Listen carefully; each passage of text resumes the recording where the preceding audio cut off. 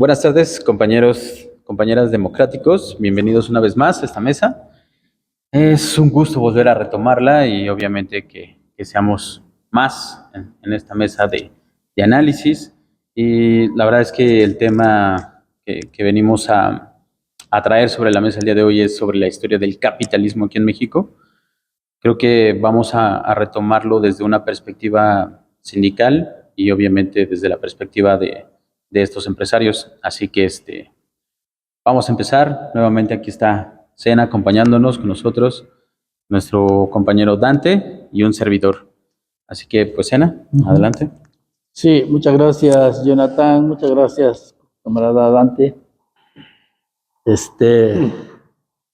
Él me va a decir amigo y yo le voy a decir camarada. Dante. Me da mucho gusto que estés aquí. Sí, gracias. Es la diversidad de las opiniones Sí. y pues otra visión, ¿no? Que nosotros debemos estar siempre al tanto. Bueno, pues vamos a ver un poquito en términos muy generales. ¿Miro hacia allá? Sí, si quieres, ¿Sí? a la ¿Hacia allá? Ok.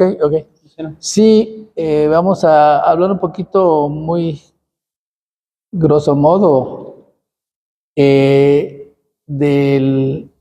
sería como, no sé, ni siquiera un resumen, ¿no? Sino señalar algunos elementos que conforman la historia de nuestro capitalismo, ¿no?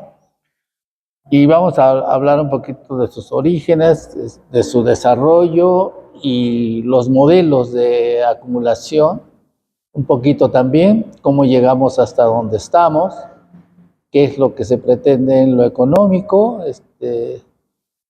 como un poquito también cómo se está moviendo el capitalismo a nivel mundial, ¿no? O sea, ya parece ser que todas las sociedades son ahora capitalistas. Lo que antes era el mundo llamado socialista, pues China, las grandes potencias que son ahora, China, Rusia, pues también tienen economías de mercado, como ellos le llaman, ¿no, compañeros? Economía de mercado. Como a manera de introducción. Sí. Ajá. Pues igual, creo que para empezar, partamos pues como alguna de las definiciones del capitalismo, ¿no? Que es esta propiedad privada de los medios de producción.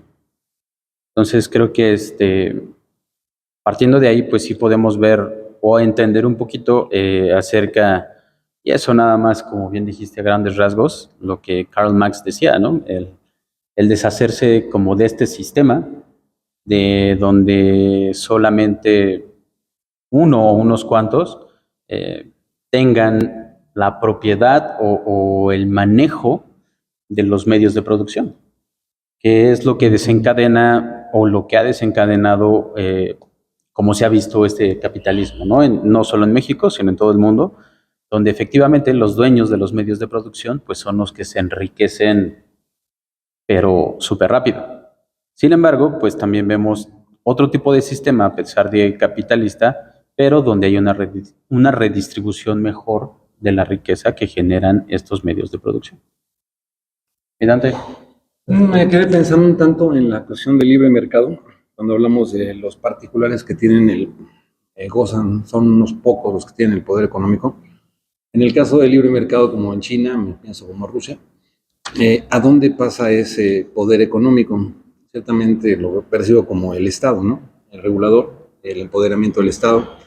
Entonces, percibo el empoderamiento nuevamente de grupos particulares, ¿no? Llamados estados, pero finalmente llegan al mismo grupo nada más, ¿no? Como los partidos que se postulan, ¿no? Al poder, como los partidos electorales, por así decirlo. Sí, o sea, termina siendo a un grupo nada más minoritario y, bueno, respaldados en un ámbito así socialista, ¿no? Pero alguna vez le preguntaba a Zenaido, cuestionábamos esa parte, ¿no? Del empoderamiento del Estado y de la garantía que puede ofrecer el sistema, ¿no? Socialista. Bueno, esa es la duda que me viene, ¿no? ¿Quieres responder a ello? Sí, sí, muchas gracias. Así, yo aquí lo tengo, sí, tengo el otro de aquí. Sí, Gracias. bueno, está bien, vamos a seguir así. Yo quisiera referirme a justamente eso, ¿no? ¿En qué momento, por ejemplo, surge México como una sociedad capitalista, ¿no? Pues, bueno, pues lo que tengo que decir antes, un poquito, agregar, me parece muy buena la definición que hace Pedro Jonathan.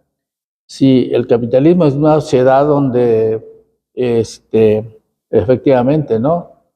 Los medios de producción son propiedad privada eh, y por lo tanto la producción tiene un carácter social, pero la apropiación tiene un carácter privado, ¿no?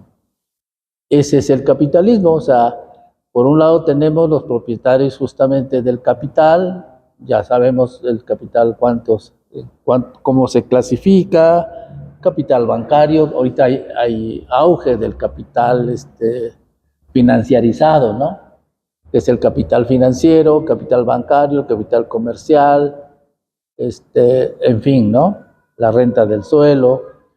Eh, Diversas formas de capital. Y por otro lado, pues existe hola, existe, perdón, la clase obrera, ¿no? La clase desposeída que tiene que vender su fuerza de trabajo para poder sobrevivir, ¿no? Desde luego que esto no fue siempre así, pues, ni incluso en la historia del capitalismo general, pero mucho menos en México, ¿no? Entonces, el trabajador que no tiene más que vender su fuerza de trabajo, antes era propietario de un pedazo de tierra que cultivaba y del cual vivía, ¿no? Y entonces el capitalismo se fortalece y surge y se fortalece precisamente cuando este individuo que antes tenía tierras pues, se queda absolutamente sin nada, ¿no? Sin nada más que vender que su fuerza de trabajo. Incluso en México se da, voy a adelantarme un poquito, ¿no? Fíjense bien que todo el porfiriato no era así, si se dan cuenta. O sea, el capitalismo exige que haya una libre, digamos, venta de la fuerza de trabajo, que haya hombres con esa característica de libertad, ¿no? Que pueda vender él a quien quiera, al burgués capitalista que quiera, su fuerza de trabajo. Bueno, esto no se daba en el porfiriato. ¿Por qué? Por las tiendas de raya, ¿no? O sea, ahí estabas tú, entrabas a trabajar a una gran hacienda de azúcar, de lo que fuera, algodón, minería, y ahí te tenías que morir, ¿no? Pero como no te alcanzaba lo que te pagaban, la raya, y entonces tú te endeudabas en la tienda de raya. Y entonces tú te morías y tu familia heredaba la deuda, ¿no? Así es. Entonces no había, por eso no se puede decir que, que hubiera entonces, digamos, un capitalismo pleno, ¿no? Porque había esa restricción, ¿no? El trabajador estaba atado a la tienda de raya y no era libre de irse a otro lado, ¿no?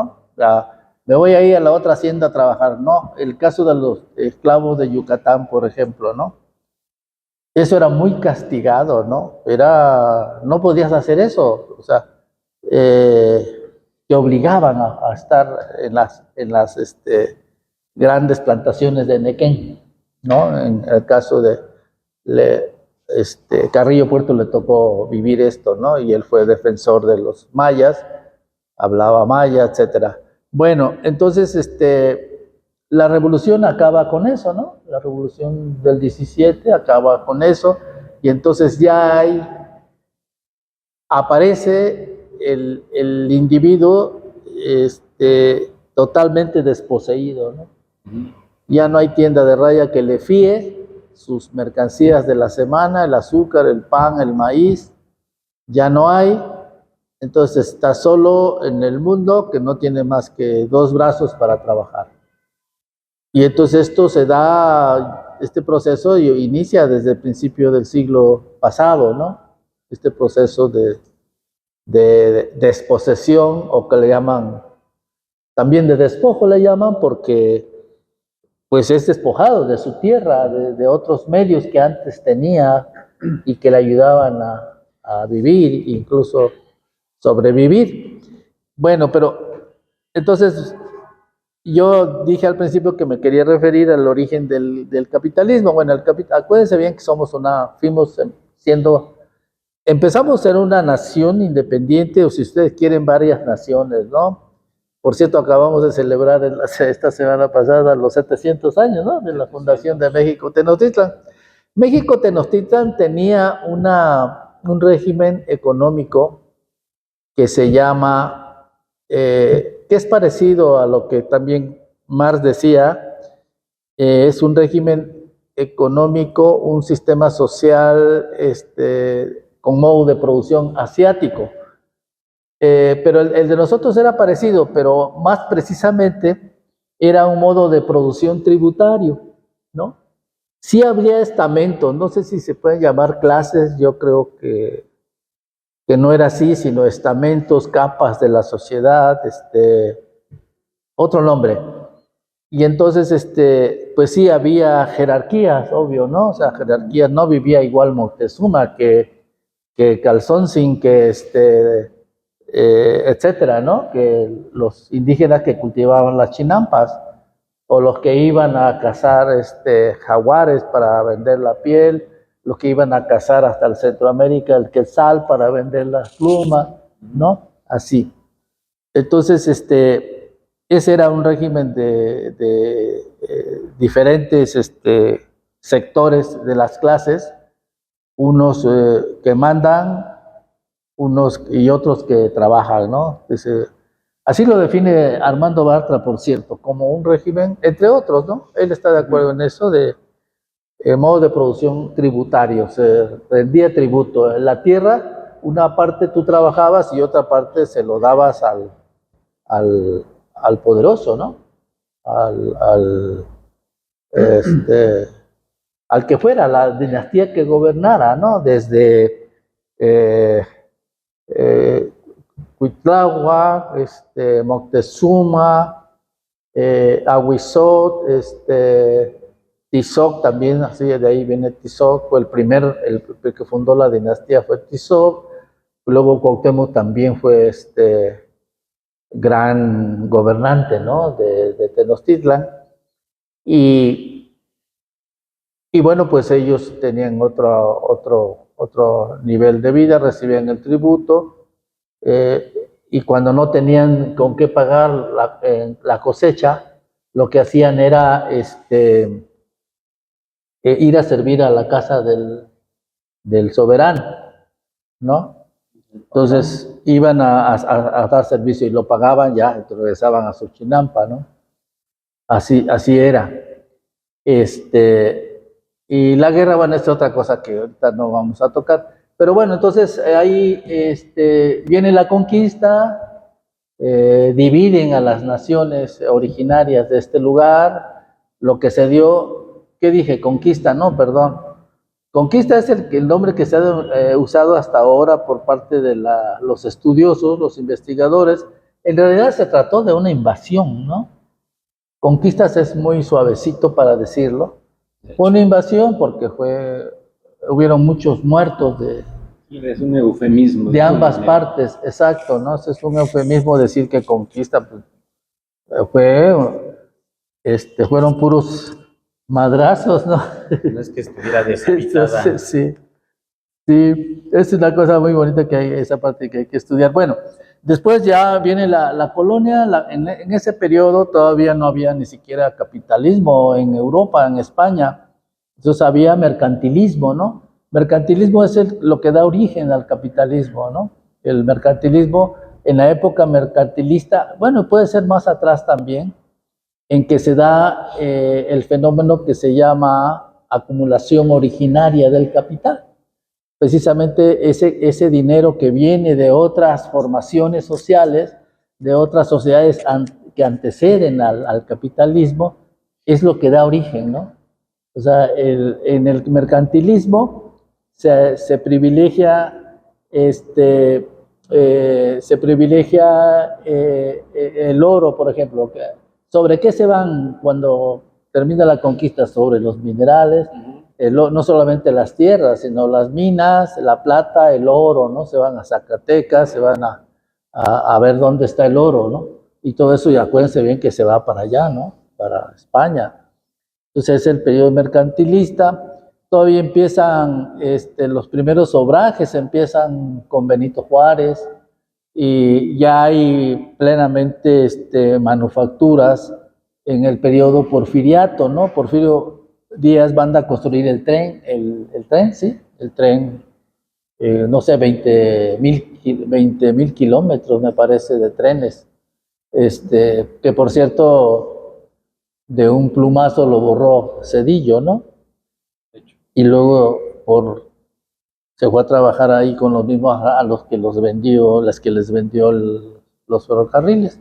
Y ya nomás quedaron circulando ferrocarriles de carga de Estados Unidos, de la Union Pacific, me parece. Sí, bueno, entonces yo quisiera aquí detenerme para que también ustedes participen y con el tema que tenían, y ahorita ya los juntamos.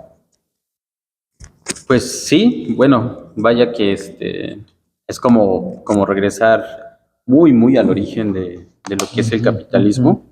Y yo quería adelantarme, pues, digamos que algo a la introducción, digamos que, como luego suelen decir, como en las grandes ligas ya, cuando se firmó el Tratado de Libre Comercio de América del Norte, ¿no?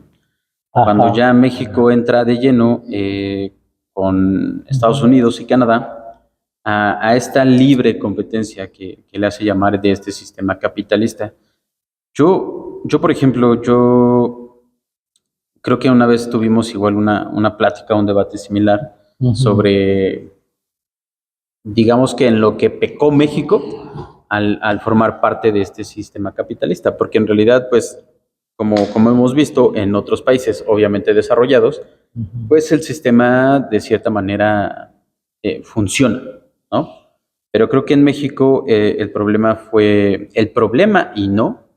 es justamente desde esta perspectiva que mencioné al inicio, desde esta perspectiva como obrera, como esta perspectiva de trabajador, pues creo que afecta de cierto modo que, por ejemplo, alguien llegue, obviamente extranjero, alguien llegue y que con toda la producción que trae detrás,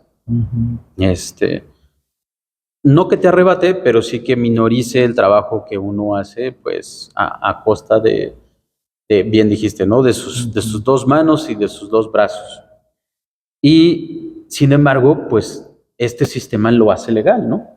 Porque este sistema dice, bueno, aquí entra la libre competencia, el libre mercado, y entonces, pues ya no hay cómo optar para que tú, siendo una microempresa, un microempresario, o mediano empresario, pues digas, ¿cómo me voy a poner con Sansón a las patadas, ¿no? Como dicen. Si eres un productor textil que tú mismo haces tus camisas, tus chamarras, tus pantalones, etcétera, etcétera, y no sé, vendes tu prenda, sacas tu presupuesto, sacas todo tu cálculo para, no sé, vender una camisa en 500 pesos, 600 pesos.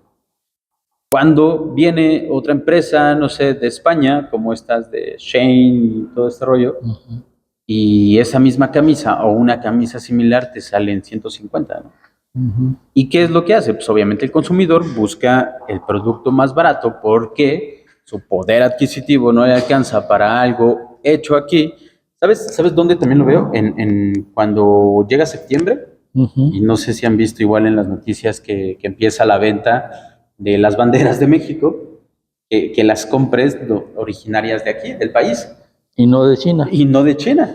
Pero ¿qué pasa? O sea, ves a los puestos, ves a los locales, y una bandera de México grande te cuesta, hecha en China, te cuesta, no sé, 400 pesos. Y vas con los productores, con los locatarios, y la bandera, obviamente sí, de mucho mejor calidad, la verdad, no por ser mexicana, pero te salen 1,200, 1,400, y uno entra en este conflicto de clase que dice, che, ¿no? O sea, o me llevo la de China, que me cuesta 400, 500 pesos por la banderota, o compro la que se hizo aquí en México, pero me salen 1,200. Entonces, yo lo veo de esta manera con esta introducción de este sistema capital, porque sí, sí es bueno, pero yo creo que sí ha dado como esta coyuntura de saber, porque en los países desarrollados, pues el precio que se manejan, pues es un equivalente, es un similar. O sea, si algo en Estados Unidos te cuesta $2, que se produce ahí mismo, llega un extranjero y, no sé, te cuesta $1.70, $1.80, bueno, pues dices, son 20 centavos, que uno puede decidir, me compro el producido aquí porque es de mejor calidad, etcétera, pero eso ya está un poco más parejo. Aquí la verdad la disparidad en este tema, al menos de la comercialización, creo que sí es mucho mayor. Mirante, ¿algo al respecto? Pues yo me voy un poquito a la historia de lo que mencionaba Zenaida sobre el Tenochtitlán, ¿no? Que para mí crea una cierta ambigüedad, como referente, ¿no? De lo que vivimos actualmente con la cuestión del capitalismo o el Estado, ¿no? Como tal. En este caso, mencionaste, Zenaida, sobre la manera del cobro, ¿no? ¿Cómo lo dijiste tú? Ajá. El cobro al El tributario. Tributo. Ajá. Y lo definimos como un Estado. Ajá. Es el Estado, ¿no? Quien tiene controlado, marginado a la población. Sí. Y no es, pienso yo, como el libre mercado, sino es el Estado mismo quien ejerce ese peso, esa exigencia, ¿no? Ujú. Sí, sí. En el Tratado de Libre Comercio, ¿con quién negociamos con el mercado o con los gobiernos de Estados Unidos, Canadá? Como para definir, o sea, es una manera de preguntarme, bueno, con quién realmente negociamos, ¿no? ¿Es realmente con el mercado, el libre mercado, capitalismo, o es con los estados? Entonces ahí se crea para mí esa cierta ambigüedad. Digo, me gustaría que me dieras si me quisieras Ya. compartir Ujú. Sí. o de explicar de alguna manera que no entiendo esa parte, ¿no? Que me crea esa ambigüedad, ¿no? Ujú. Gracias, Ana. Sí, sí, pues como tú dices, el tributo se pagaba a los tlatoanis, ¿no? A los tlatoanis, como ya dije, Moctezuma, pues Cuauhtémoc ni tuvo chance de eso, porque ya le tocó ser derrotado y muerto, ahorcado, ¿no? Allá por Guatemala, ¿no? Y pero bueno, sí, ya en el caso de la sociedad moderna, sí, sí, o sea, el Estado representa a esa sociedad, ¿no?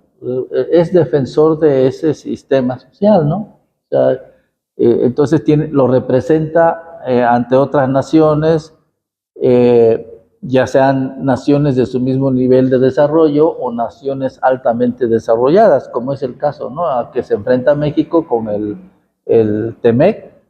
Pues sí, Canadá es un país de primer mundo, de eso vamos a hablar justamente, que ya no se diga Estados Unidos, que siempre nos ha estado avasallando, ¿no? Desde el punto de vista económico. Sí, y eso es, ¿qué pasamos ahí? Bueno, me gustaría que, así como ustedes comenzaron con los comentarios de un tema, me gustaría, porque sí lo saben bien ustedes, y yo voy como que, eh, si quieren narrando, ¿no? Narrando la historia, porque hasta donde dije me he quedado en el principio del siglo, ¿no? Del siglo pasado, ¿no? Nos falta ver cómo se empieza ese desarrollo capitalista y cómo empieza a ser al mismo tiempo dependiente del exterior, en este caso de Estados Unidos, ¿no? Y cómo la Constitución establece que en la Constitución del 17, ahí hay una concepción y una ley, una serie de leyes, como el artículo 3º, el artículo 123, que se refiere a la Ley Federal del Trabajo, todo derecho de los trabajadores, el artículo, artículo 27, etcétera, ¿no? Bueno, esos, esa Constitución daba las bases de un estado de bienestar. El estado de bienestar no es más que lo que también se llama de otro modo, los economistas llaman capitalismo monopolista de Estado, o simplemente capitalismo de Estado, ¿no? Porque el Estado se encarga, yo creo que esto tiene también que ver con tu pregunta, Dante, el Estado se encarga de ese desarrollo, de una u otra vía, o como a México le ha tocado. Si el desarrollo es neoliberal, que hay que privatizar todo, el Estado lo hace, porque primero hay que apropiarse del Estado, ¿no? Para poder hacerlo. Entonces, si regresamos al estado de bienestar, nuevo estado de bienestar que estamos constituyendo y consolidando, es el Estado la punta de lanza, ¿no? Es el Estado el que contribuye hacia allá, dice, bueno, hacia allá vamos a ir. El Estado, entiendo como el Estado, el gobierno y todas sus instituciones, el poder, los tres poderes que llamamos, más el ejército, ¿no? Entonces, eso conforman el Estado, digamos, cuatro poderes, se puede llamar así, el judicial, el legislativo, el ejecutivo y las Fuerzas Armadas. Bueno, en México, en la Constitución, como comprenderemos nosotros, todo queda en el papel, ¿no? Todo queda en el papel. Entonces, lo que sucede después del 17 es tratar de concretar esa Constitución, de avanzar en esa Constitución, de hacerlo realidad sus postulados. Desgraciadamente es difícil, porque acuérdense bien que empieza la matazón entre los constitucionalistas, ¿no? Acordemos que la Constitución, la revolución lo ganó el constitucionalismo. ¿Quiénes eran los constitucionalistas? Obregón, Calles, Carranza eran los constitucionalistas. ¿Cuál era la versión popular de la revolución? Pues Zapata y Villa. Entonces, esta fracción constitucionalista, pues sí, físicamente desaparece, por no decir que asesinan, matan a Zapata, a Villa también, y luego se matan entre ellos, ¿no? Es un periodo que termina hasta que empieza el gobierno de Cárdenas, ¿no? Porque Obregón, pues, manda a matar a Carranza, y yo creo que Calles manda a matar a Obregón. Entonces, realmente ese gobierno de la revolución se consolida con Lázaro Cárdenas. Entonces empieza ahí Lázaro Cárdenas, el que entrega las tierras a los pobladores originarios, fue Lázaro Cárdenas, pero también nacionaliza las empresas estratégicas, ¿no? Como ustedes que pertenecen a una empresa estratégica, el transporte es estratégico para la ciudad, para el país.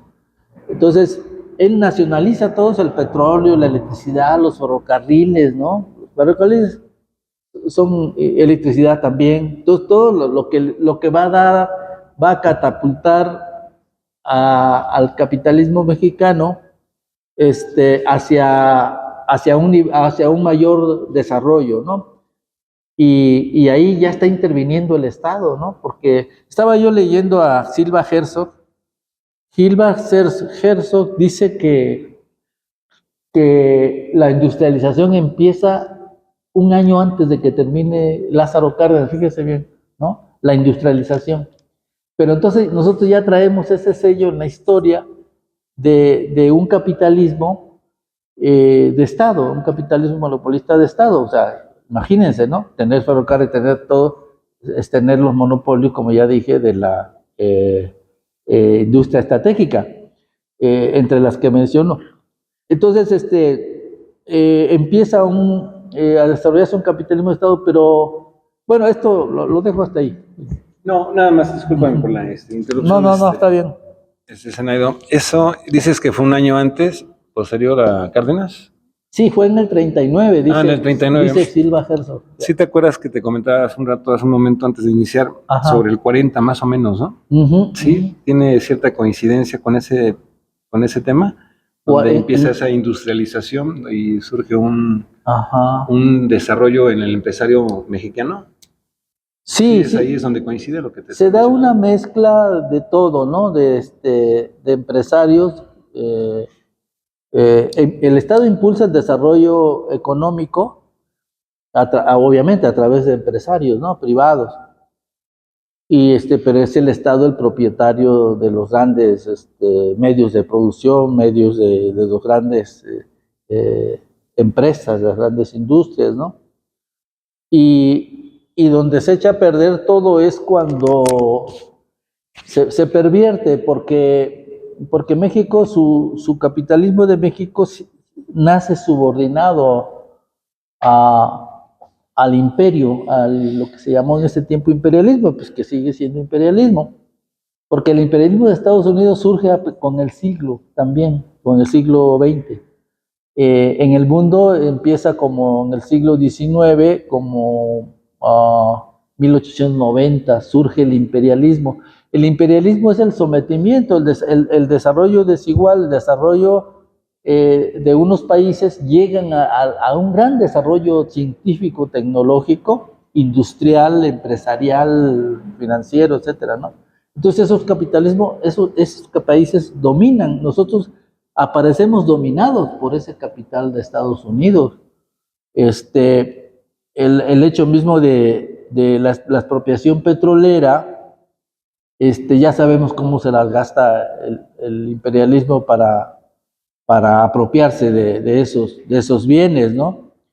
Y luego lo digo porque cuando se expropia, pues a México le cuesta mucho pagar todo lo que se vio obligado a pagar, ¿no?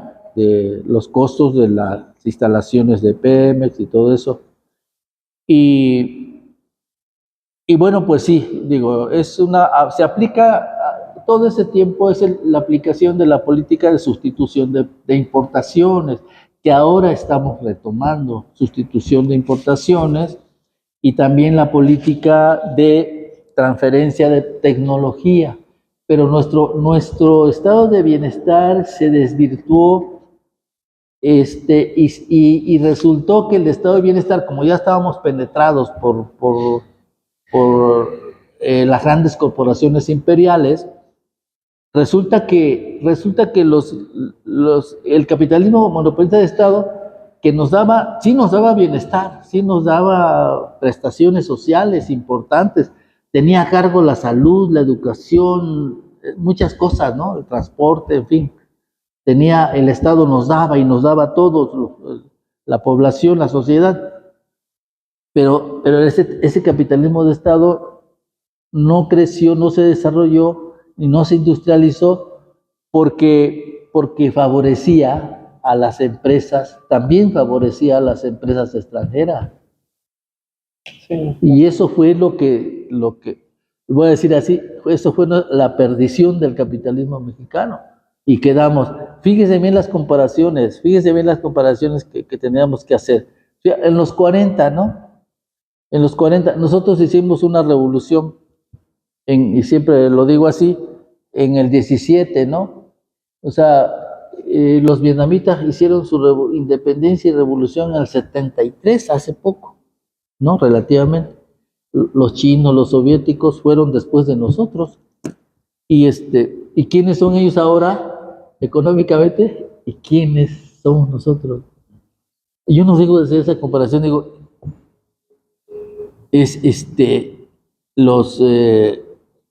los empresarios, los capitalistas mexicanos nos han mantenido así porque ellos han llevado las riendas de la nación, del país, pero y todavía hay fuerzas, ¿no? En la actualidad que se empeñan en mantenernos así. Son gente que no sirven, no quieren a su país, no quieren a su gente, y es gente que sigue sirviendo al extranjero, ¿no? O sea, no.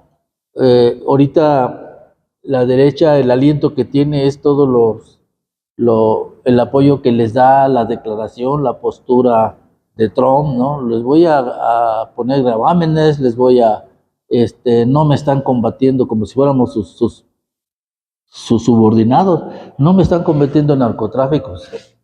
Y ha dicho la parte esta nacionalista que tenemos ahora, dice, pues combátelo ahí contigo. ¿Quién distribuye la droga en tu país? Ni modo que seamos los mexicanos, son ustedes son los grandes consumidores, no ponen freno, favorecen el lavado. Bueno, ya me fui muy lejos porque el tema es esto del capitalismo que yo digo que apenas estamos a estas alturas del partido, ¿no? Estamos retomando la sustitución de importación, retomando la transferencia de tecnología. Yo quería poner un ejemplo esto de cómo sirve el Estado y cómo sirve al imperialismo, a las grandes corporaciones extranjeras de los países altamente desarrollados y por qué nosotros seguimos siendo un país atrasado. Entonces, fíjese bien, ¿se acuerdan bien de la CONACYT y el Sinvestar? ¿No le regalaba dinero a las corporaciones extranjeras?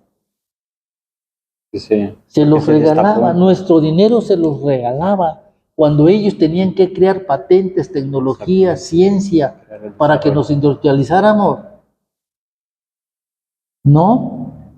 Y ellos se los regalaban, no sé, hasta la Coca-Cola creo que recibía. Imagina si eso necesitan dinero, ¿no? Tienen todo el dinero del mundo. Ah, no, pues te doy más dinero, ¿no? Pero ¿cuál era la idea? ¿Era comprar patentes de alguna manera? Darles nombre. Ni siquiera nosotros no habíamos beneficiados con patentes ni con marcas. Sino, ni con creo que desarrollo. más bien, perdón la interrupción, es justamente como frenar este tipo de desarrollo que buscaban, y creo lo veo así desde un punto extranjero. Yo creo que estaban comprando al CONACYT y al Sinvestab precisamente para evitar un desarrollo tecnológico. Porque pues igual, obviemos lo obvio, valga la redundancia, es que esas instituciones estaban precisamente para crear desarrollo tecnológico para el país. Y digo, no solo tecnológico, sino en otros ámbitos, pero ellos eran, o bueno, uno de los que estaban encargados para poder crecer tecnológicamente, científicamente en el país. Sin embargo, cuando se destapa esto que pasa, que realmente estaban siendo intervenidos y que estaban siendo frenados de algún modo para no tener este tipo de desarrollo, es lo que ocurre cuando bien dijiste que se pervierte este estado de bienestar. Porque evidentemente creo que empezamos, y digo empezamos como país, a dejar de crecer cuando justamente se da esta prioridad o esta ventaja a estas transnacionales extranjeras a cambio de recibir pues más dinero para unos cuantos. ¿Y qué es lo que tienes que hacer? Uno puede decir, pues no dabas mucho, nada más tienes que frenar tu desarrollo, pero pues frenar tu desarrollo creo que al final de cuentas y después de tantos años, pues tiene un impacto mucho mayor a nivel nacional. Porque ¿qué pasa? Bien acabas también de mencionar, Sena, apenas se está retomando otra vez este sistema de sustitución de importaciones que en el estado de bienestar pasado, vaya que fue una de los mecanismos que realmente funcionó para México, pero decimos, bueno, ¿por qué se dejó de hacer? ¿Por qué se convirtió y se priorizó a los extranjeros que venían con inversión para el país, que venían con trabajo? Pero ¿qué pasa con toda esta nacionalización de las empresas que nosotros, o al menos que México necesitaba para que creciera como país? Sí, un ejemplo de todas las cosas que sí que todas las áreas de la producción que teníamos que son bases para crecer, para desarrollarse, ser una potencia, un país de primer mundo, siempre tuvimos eso. Un ejemplo es por ejemplo, la Volkswagen. Una vez así, Volkswagen ha estado en México, el bochito, 60 años. En 60 años no nos ha dejado ninguna tecnología. O sea, exacto, con 60 años, por poner ejemplo, puedo poner la Ford, la General Motors, Chevrolet, etcétera, japoneses, ¿no? En 60 años México no es capaz de producir un coche. ¿Por qué una vez lo intentó México? Vehículos Automotores de México de Vallejo sacó un coche que se llamaba Alianza, era mexicano. Uno, pero eso fue histórico. Pero ¿cuántos millones somos de consumidores de autos y luego toda esa chatarra que se va a caer aquí? Y que se va renovando, porque hay gente que cambia de coche cada año. Entonces, ¿cómo es posible, no? A ver, les voy a contar una cosa que me dijo un camarada alemán. Dice que China, para que vean, ¿no? Las diferencias de políticas, de cómo hemos estado, o sea, es que no se puede explicar, no se puede aceptar eso. Dice, nosotros los alemanes estamos vendiendo a China autos, años vendiéndole autos a los chinos. Y de repente los chinos dicen, no, ya no te vas a comprar. Eso contado por uno de los compañeros alemanes. A decir, ¿por qué? No, pues ya los autos ya los hacemos nosotros. ¿Sí? Pero ese es un ejemplo, todos los artículos, toda la maquinaria, la tecnología, las computadoras. Pues las computadoras, no sé, ¿dónde están? En Corea, creo que están los chips, imagínense el poder que tienen. Son de primer mundo. 73 hizo su revolución en Vietnam y Vietnam ya es un país de primer mundo. Corea ya es un país de primer mundo. Japón le echaron 2 bombas atómicas y es un país de primer mundo. ¿No? ¿Qué tiene que ver eso? ¿Un nacionalismo? ¿Perdón? ¿Qué tiene que ver eso, Sanedo? ¿A qué viene? ¿A un exacerbado nacionalismo, patriotismo? ¿Cuál consideras tú que es el...? Sí, exacto. Yo creo que hemos perdido eso, Dante. Hemos perdido eso, o quienes han conducido el país. Les ha faltado amar, querer a México, a su patria. Yo no lo explico de otra manera, ¿no? ¿Qué ganan, no? ¿Qué ganan vendiendo, digamos, a México? Pero sí, por ejemplo, ahorita ya está de moda, voy a decir así, pasó eso de las transnacionales, ¿no? Porque, a ver, yo trabajé en General Electric, ahí se hacían en los años 80, ahí hacíamos refrigeradores, lavadoras, como dice lo de los cachivaches. Y entonces yo me pregunto, a ver, México, ¿estamos haciendo lavadora? ¿Estamos haciendo refrigeradores? Yo no sé, me pregunto. Entonces, esa es la base de la producción, la base de la existencia, de la vida misma de las sociedades, ¿no? Eso del carro es un ejemplo, pero todo lo demás, las computadoras, ¿dónde se están haciendo? Nosotros no podemos hacer computadoras. Los científicos luego, había eso que, ¿se acuerdan de eso de la fuga de cerebro? Pues se iban a otro país, ¿no? Entonces, ha habido una conducción del país al servicio del extranjero, al servicio de los extranjeros, no solamente los gringos, ¿no? Y eso lo hemos permitido los mexicanos, pues de eso fue, ¿cuántos años tuvo el PRI? 70, ¿no? 70 años. Casi 80 años, ¿no? Sí, y hubo cuando se fue perdiendo este nacionalismo, este estado de bienestar fundado, todas las prestaciones que teníamos, los trabajadores. Yo repito una vez más que a mí me tocó esa parte, ¿no? El salario, hombre, salario, y me compraba yo lo que quería. Trabajadores de Volkswagen, trabajadores de General Electric, trabajadores de Cananea, con la mano en la cintura se compraban un coche del año, así, que las utilidades, que la caja de ahorro, que no sé qué, aguinaldo, lo juntaban, compraban un carro.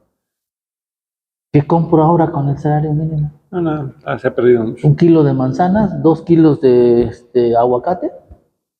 ¿Qué diferencia? Es mucho lo que perdimos, es mucho lo que perdimos.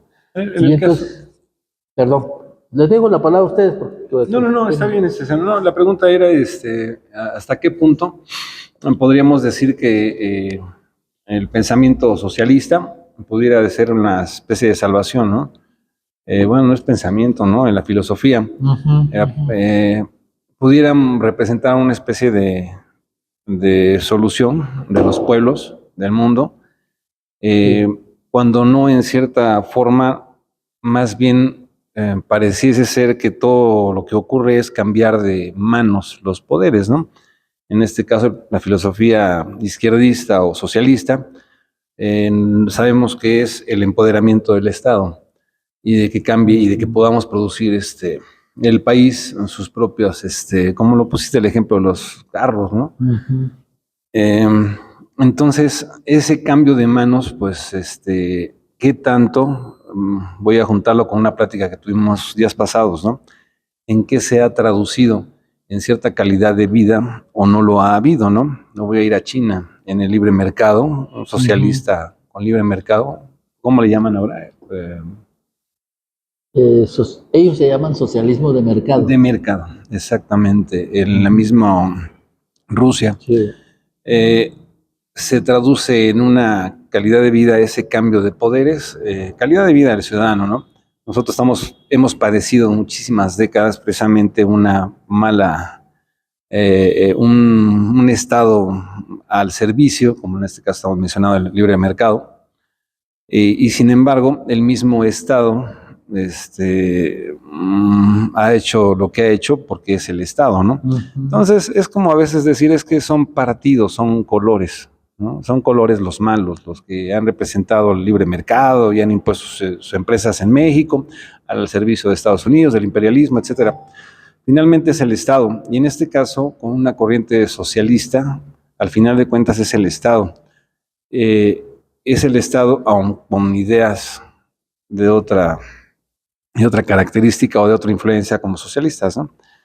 Entonces, ¿por qué me extendí mucho en este tema? Por la cuestión de hacer una revisión más profunda y dónde encontrar el defecto en sí mismo, ¿no? ¿Es el Estado mismo o es la población la incapaz, la que desconoce realmente hacia dónde va todo este asunto, ¿no? Me extendí más. Bueno. Sí, no, de hecho está súper bien y yo creo que igual para cortar un poquito, llegando ya casi al final, Sí. yo creo que lejos como de un pensamiento o de una corriente socialista, más bien yo creo que sea si lo puedo llamar así, una democracia nacional. ¿Por qué? Porque nosotros ya vivimos este estado de bienestar, que bueno, yo no, ¿verdad? Tal vez sino nuestros papás y nuestros abuelos, Ajá. donde se vio que si realmente esta nacionalización de las industrias estratégicas en México resulta para una mejor vida para el ciudadano. En este caso, y no solamente hablando económicamente, ¿no? Porque obviamente el poder adquisitivo que se tenía en ese entonces, pues como bien lo acabas de decir, te alcanzaba, si juntabas tu dinerito al final, puta, ¿no? O sea, te alcanzaba para muchas cosas. Te alcanzaba para comprarte tu carro del año, y no se diga pues, de todas las cosas para satisfacer. En el estado de bienestar, que fue que fue a finales de los ochentas. Sí, el estado de bienestar empieza a los 40, ¿Dura qué? con Como- caras, dura como 6, 7 décadas, Hasta que llega a Madrid. hasta que llega Hasta que llega de la Madrid. Denominaron que era el tecnicismo Exacto. de los tecnócratas, ¿no? ¿Cómo llamaban? Era el Ah, neoliberal. o sea, los tecnócratas Pues, ajá, empezaron llega- siendo tecnócratas. ¿Y qué sí. fue la introducción del De- empresariado, el empoderamiento? del neoliberalismo, las privatizaciones. Exactamente, ahí es donde yo digo que, por ejemplo, no es malo y no es que diga que sea una idea o un sistema socialista, porque no. O sea, yo más bien siento que fue la falta de regulaciones que no se le hicieron a las empresas extranjeras para operar aquí en México. Porque, ok, el sistema neoliberal se introdujo y se creó, pero para darle esta vez toda la preferencia a toda esta inversión y a todo este trabajo extranjero que venía aquí a México. ¿Y qué pasa con todo lo que se producía aquí o con todo lo que se necesitaba que se produjera aquí? Pues simplemente se fue relegando. Entonces, no tanto porque sea una idea popular o una idea socialista de que todo o se empodere al pueblo, que yo creo que es bueno, pero más que nada este sistema falló porque no se reguló lo suficiente, o más bien las tranzas que hubo para que estas empresas empezaran a meterse en el país, para toda esta privatización que hubo en el país, y porque obviamente es lo que vimos, ¿no? Cuando Salinas le vendió Telmex a Carlos Slim, que evidentemente, ¿no? No es como que nosotros hubiéramos tenido estos millones para comprar Telmex, pero ¿quién iba a decir, ¿no? Que después de 10 años se multiplicaría casi al 500% su valor. Entonces, siento que falló eso, ¿no? O sea, que este viejo estado de bienestar falló porque se empezó a dejar de regular como debiera esta intervención de las empresas extranjeras. No estoy diciendo que sea malo que vengan, que más bien que se practique el libre comercio en el país, sino lo que siento que es malo es esta falta de regularidad para cobro de impuestos, para cobros de terreno, para cobro del material que se produce aquí en México. Entonces se dieron varias largas y como vimos hasta hace poco, ¿no? O sea, empresas como Coca-Cola, Pepsi, todas estas refresqueras extranjeras, ¿cuánto no debían al fisco? Y bueno, eso solamente era el fisco, sino también todo el terreno geográfico que ocupaban y hablando para ellos, por la mísera cantidad que les llegaban a cobrar por el uso de suelo, el uso de agua, el uso de electricidad, eran demasiados impuestos que se les perdonaban a estas empresas extranjeras, que eso es lo que yo creo, a mi parecer, que fue lo que falló. No tanto que vinieran a introducirse al país, sino más bien que no se dio esta regulación pareja para como a todos los mexicanos. Sí, definitivamente. El Estado siempre será, en cierta forma, digamos, responsable de los manejos de las inversiones extranjeras y del mismo empresario mexicano, ¿no? O sea, regular una mejor paga, un mejor nivel de vida, ¿no? Evidentemente lo es. A mí lo que me crea la duda es siempre, en este caso, es como ejemplos algunos países de este mismo corte, ¿no?